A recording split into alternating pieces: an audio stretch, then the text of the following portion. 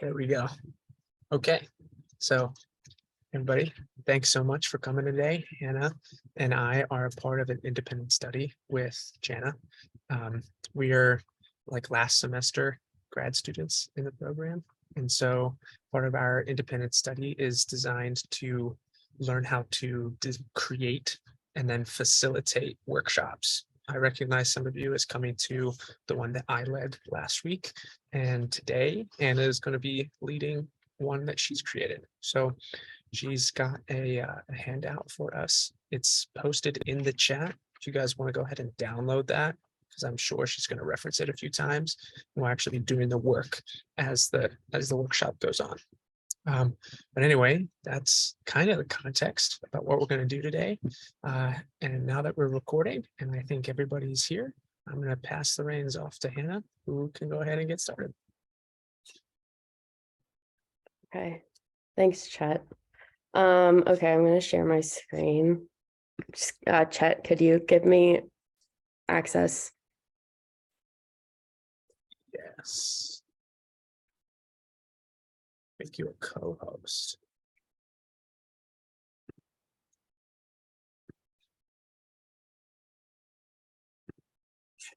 There you go. Okay. Great. All right, can everybody see my screen? Great, thank you. Yep. All right, here we go. Okay, guys, so get going. Thank you, Chet, for facilitating, I guess. And so I'm going to talk about servant leadership today.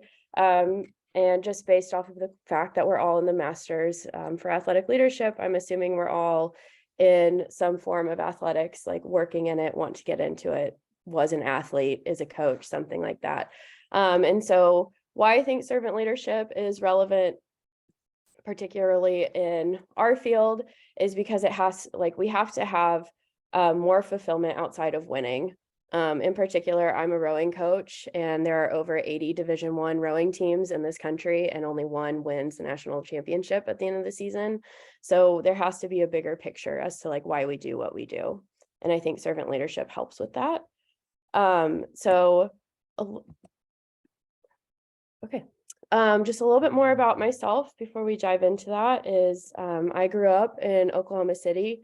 I joined the rowing team when I was 12 years old, and the success that I had in high school led me to be on the junior national team, where I competed at the World Championship in 2015. And that led me to get recruited to college to compete for rowing. And I was recruited to University of Tennessee for my freshman year. But I wound up not being completely fulfilled with like athletically or academically. So I decided to transfer, and I was recruited to go to Yale University, where I graduated in 2019 with a Bachelor of Arts in History of Art.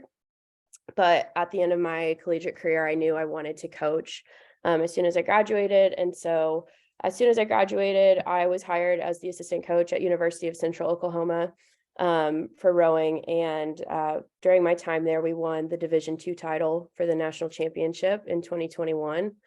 And during my time at UCO, I also started my athletic leadership masters, which I am grateful to be a part of, and also very grateful to be graduating in like a month.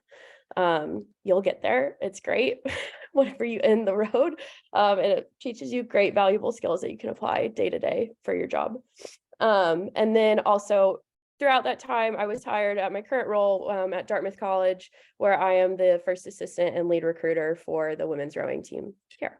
So that goes into servant leadership and kind of more of like what I did for rowing back when I was an athlete, and how it kind of relates to like what I do now as a coach as well. So just a little bit more about why I value servant leadership is from my role on the rowing team. I was a coxswain. And I sit in the back of the boat, and the number one question I always got as a coxswain was, do I just sit there and yell? The very short answer is no, I did not just sit there and yell. My job was kind of to be the coach in the boat. I also executed the race plan and gave the rowers information regarding where they were in relation to other crews, how much farther they had in a race, what pace they were going at, stuff like that.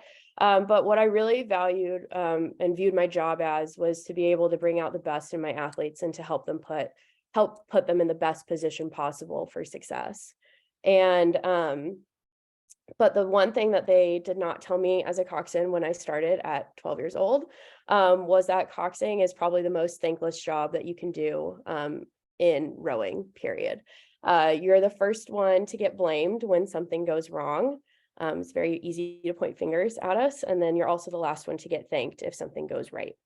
However, I didn't go into coxing or continue coxing because I loved praise by any means. Like, I liked it because I was able to help my athletes achieve the best versions of themselves and accomplish things that they didn't think they would be able to do. And I found great fulfillment out of that. And that's also why I went into coaching as well, because it transferred pretty easily.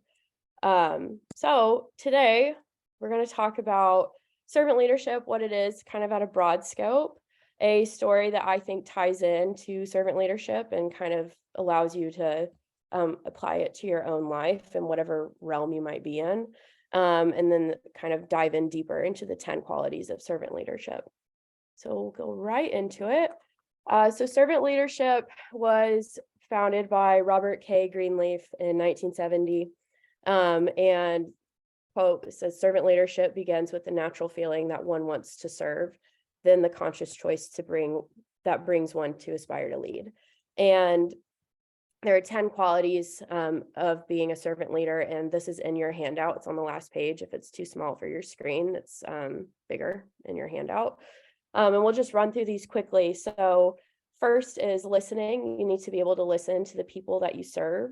Second is healing, is to be able to relieve suffering of those who you serve. Empathy, you have to care about who you serve. Conceptualization is to know the bigger picture of those who you serve. Self-awareness is being able to be aware of your surroundings and how they can influence decisions. Persuasion is being able to persuade what's best for those who you're serving. Building a community is providing a healthy and safe place to work together. Commitment to growth is the direct outcome of how you are serving and leading your group. Foresight is being able to figure out the consequences to actions ahead of time. And stewardship is being able to use all of the resources available that would benefit the group that you're serving. So if you look at your worksheet, the first question is what are some, like, after going through that and kind of the broad scope of servant leadership, like, what are some examples of servant leaders? And you can just come off mute and say them. We don't have to dive into them if you don't want, but just like, what are your first thoughts?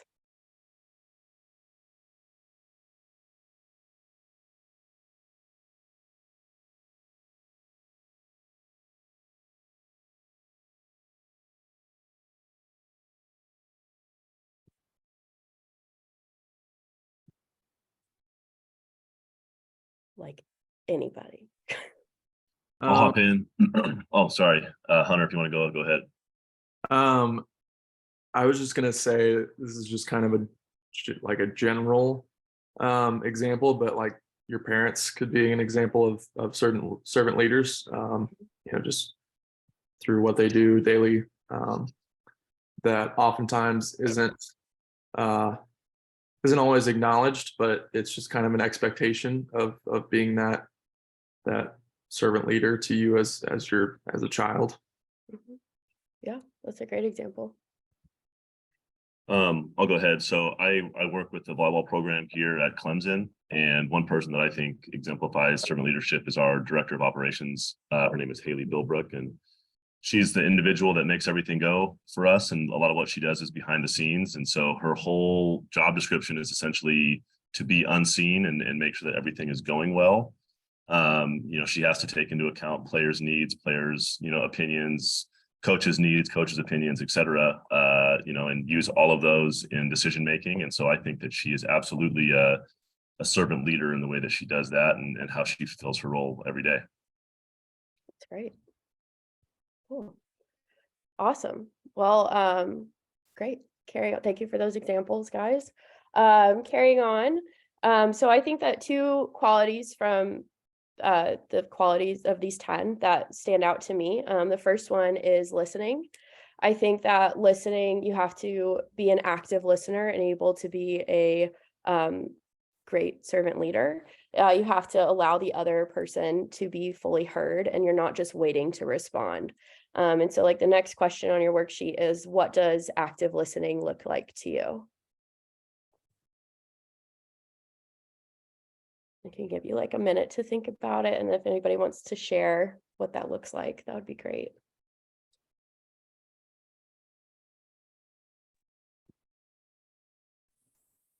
I would say a big part. Oh, go ahead. I was gonna say a big part of like active listening for me is like if the person has eye contact, if they're nodding their head, like do they look like they're in the conversation and understand what I'm saying? Mhm. Yeah, absolutely. Anybody else? I would. You can go. Okay. Sorry about I would that. say you're good. I would say that with active listening, they ask the follow-up questions, like want to be more engaged into what you're saying, and also they try and relate to what you're saying as well. Yeah, I was gonna say something similar in terms of just like asking questions that are related to the topic or comments to kind of keep it fun and to display that you're paying attention. And Great. Those are really great answers. That's awesome.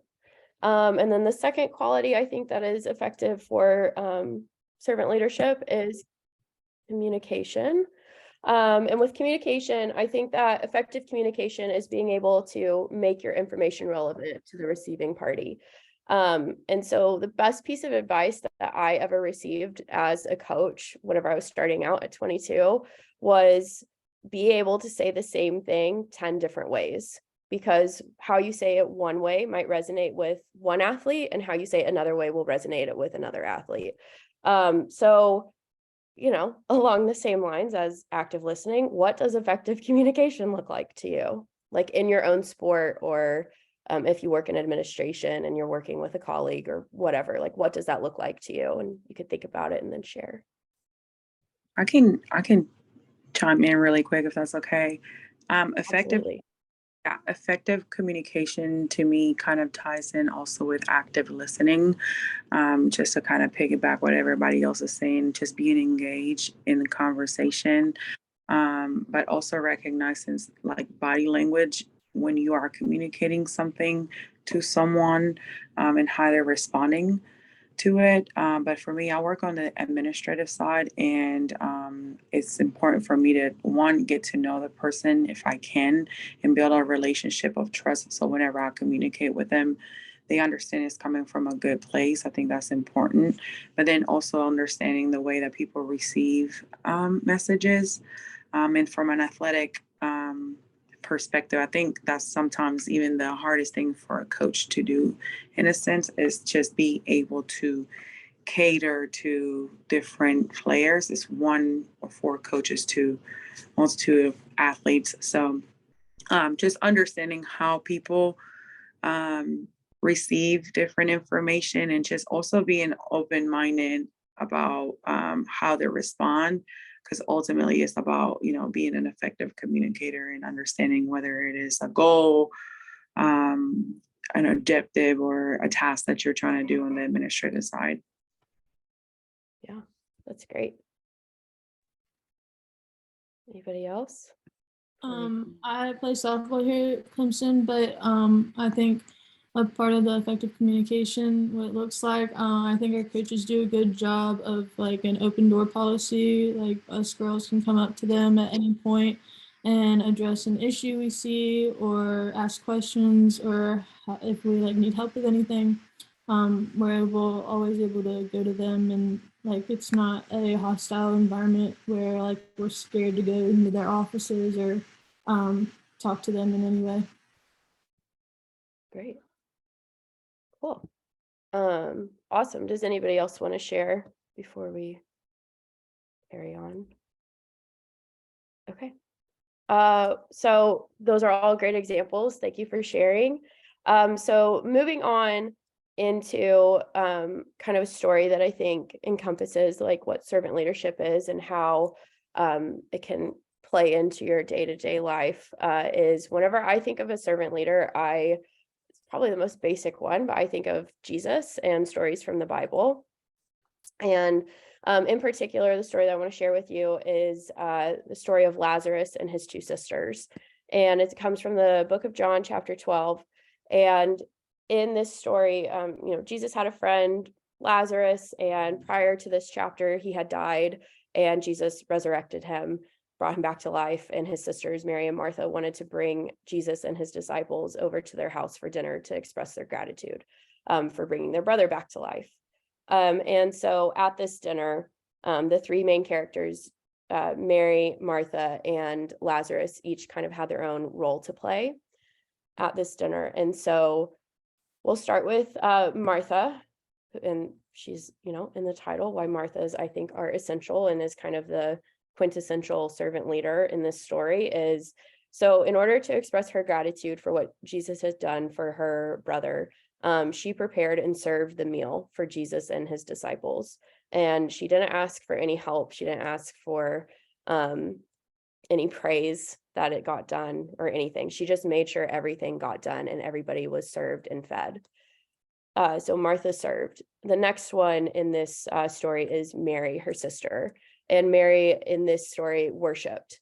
And she was kind of more in like a spotlight position, I guess you could say, because during this dinner, Mary sat at Jesus's feet and bathed his feet in perfume. So she was kind of more in the center of attention because she was sitting by, like, I guess you could say, our main character. And then Lazarus, his role was kind of to be outside of the dinner itself. His role was to share what had happened to him and to spread the word about what Jesus had done for him. And so he had kind of a more quiet role at the dinner, but outside of the dinner, he had a very active role in sharing what had happened. And so to think of it in modern terms, I try to think about like how I could relate this to like present day example. And like I majored in art history, but like I'm a total nerd and I absolutely am obsessed with like the British monarchy and the royal family. And I think that's relevant right now because The Crown, like the new season just came out. So in order to put it in a modern term, I would say Jesus could be kind of compared to the crown itself, the British monarchy. Everything underneath the crown is there to serve the crown. Then we move on. So who would Martha be in the British monarchy?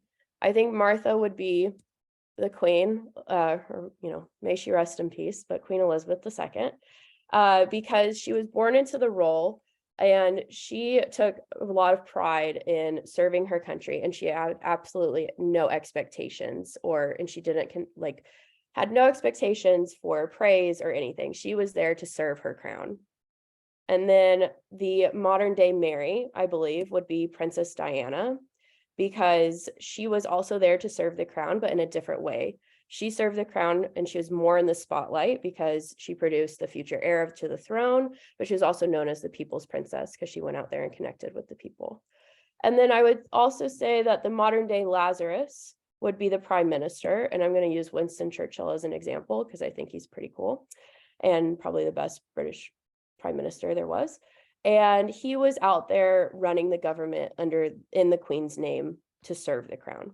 So that's how I would relate it into the modern day examples, if that helps at all. And then I think it's also applicable to everybody's sport if they search deep enough. So for me, for rowing, you have your roles in rowing. And I think, we talked kind of beginning whenever I was sharing kind of my history I was a coxswain, and I think that the coxswain is definitely the Martha because you're expected to do your job. You're not expecting to get any praise in return. The Marys, I would say, are the two pairs in the back of the boat and in the front of the boat. The pair in the back of the boat here, closest to Martha, they kind of set the pace for a race, and the pair in the back or in the front of the boat, farthest away, they set the balance for the whole boat. And in the middle, you have your Lazarus because they are the powerhouse of the boat and you wouldn't go anywhere without them. So if you look on your worksheet, I set aside for like in your own life, like who could your Marthas be, who could your Marys be, and who could your Lazaruses be? So if I will give you all like maybe like 2 or 3 minutes to think about that. And if anybody wants to share their own example, that would be great.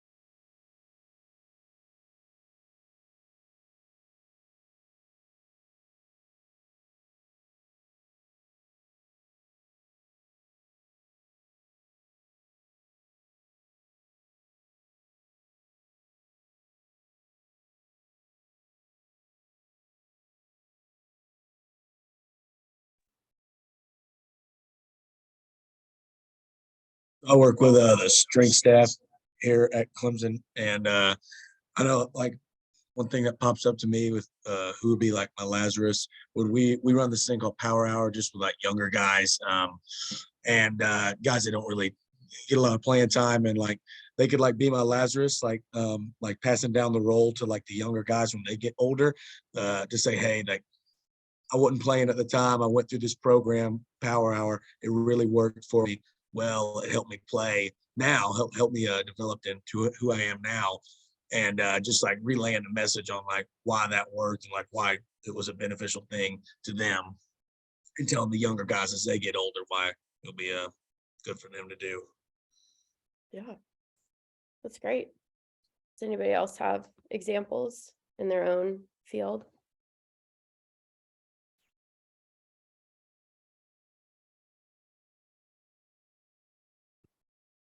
I was gonna say I can kind of say I also work in football, so like the head coach is kind of like the Martha, and then kind of over everything, and then the Marys you have the position coaches and the coordinators who are kind of continuing to spread that message and do everything, and everybody else, the support staff, is kind of like powerhouse. Like you need them to be able to kind of do everything else within the program. So it's kind of similar, I guess. Yeah, no, that's awesome. Cool. Maybe one more before we move on. Anybody wants to share?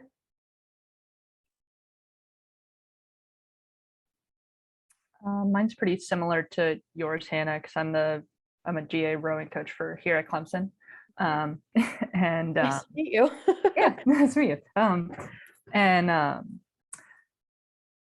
so I would say like the Lazarus would be like the younger girls on our team, like the freshmen who like without them, the older girls wouldn't get as pushed or like pushed as fast and everything. And then the Marys, I would say, would be like our captains, like people look up to them. And then for Martha, I would say a similar thing, like the coxswains, and I would also coaches. Mhm. Yeah, cool. Yeah. Cool. Great. Awesome. So great examples, being able to relate that to your own life. So moving on, we'll go back to our 10 qualities of being a servant leader. And on your worksheet, the next question is, I would like you to rank these qualities like 1 to 10, like most important to, I think they're all important, but like, to least important. And I'll give you a minute to do that, and then we'll continue on.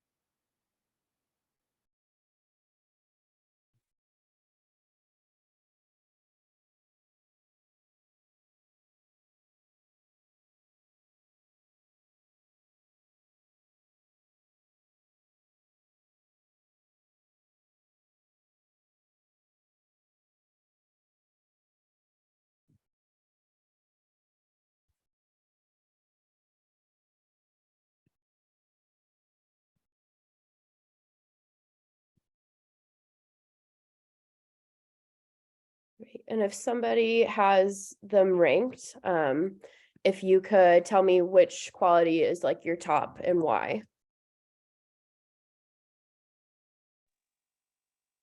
Can we do like top 3? Yeah, you can do top 3. Okay. I have self-awareness as number 1, because I think it's important to be aware of who you are.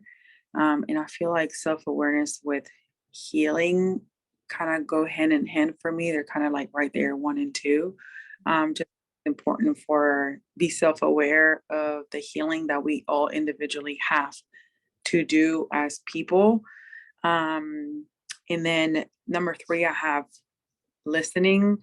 I'm sorry, I have empathy, because once we're like self-aware, we deal with our trauma and we overcome those things that, make us who we are. But the trauma that we have as individuals can also sometimes hold us back. So if we have that healing, it's going to help us be empathetic and understanding of others to try to help others and be servant leaders. So that's kind of my top 3 qualities. Yeah, that's great. Did anybody else have a different top of the list? I think foresight could go up there pretty good, because if you don't have a foresight, you don't know really what you're working for. And so having that can, make you able to have a good plan better on, how you're going to lead, and definitely servant wise, just knowing what you're working for. Yeah. Cool. Anybody else want to share what their top quality was? Yeah, going off of what Jackson said, I had conceptualization as my top one. For me, conceptualization is like knowing what the big picture is. And so I think, knowing the big picture, what your values are, whatever that might look like, helps guide all the other, decision-making processes that you might have. So conceptualization was my top. That's great. Great. It's cool to see how everybody has, ranks them different. So now flip it. Which quality was at the bottom of your list? If anybody wants to share. Do you mind putting the list back on? Yeah. Thank you.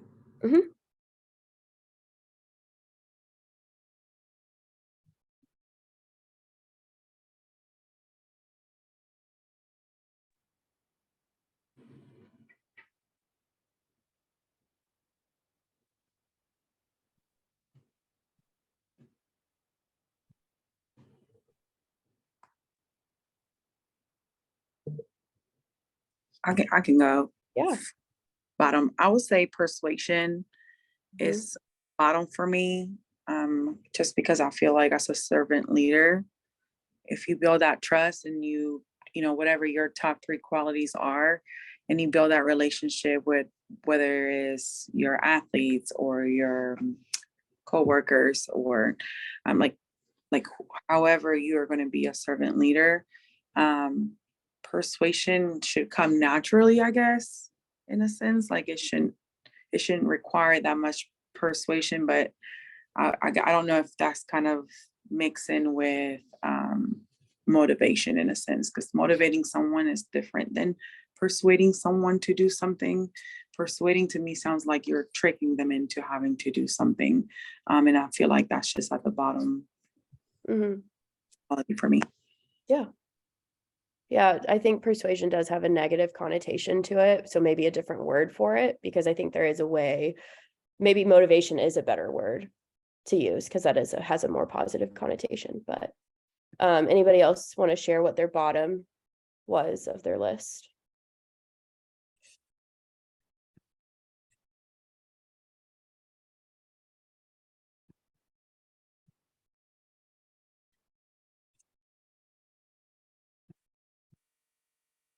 Cool. All right. Well, that being said, so whatever was at at the bottom of your list, like how can you maybe improve upon that quality yourself to make you a better servant leader? And I think once you think about all of these qualities and how you can apply them to your life, you can start digging deeper and asking more questions, like what, like really self-reflect and think about like, why are you in the position that you're in right now? Like, why do you want to be a coach? Why do you want to be a strength trainer? Why do you want to be in administration? Is it like, because it cannot only be about winning the national championship, because there's one team at the end of the day, no matter what division you're in, that wins that title or the conference championship. And then to further ask, like deepen or dive into that would be like, how can you be the best version of yourself for your athletes that you're working with, for the fellow coworkers who you're working with, and for your institution as a whole? Like, how can you raise the level of the institution? Just like things to reflect on, hopefully, and to take with you after you leave this workshop. But that's all I've got. Does anybody have any questions about servant leadership or anything like that? I'll ask you the question. What was your top component and what was your bottom component of that of the servant leadership? Thank you so much, Quinn, for bringing that up. I think, I mean, I stand by communication and listening being my top two. And then I think my bottom would probably be persuasion as well.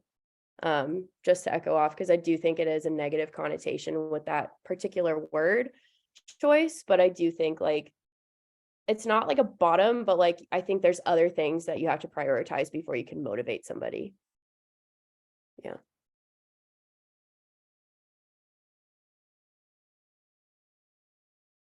Anybody else?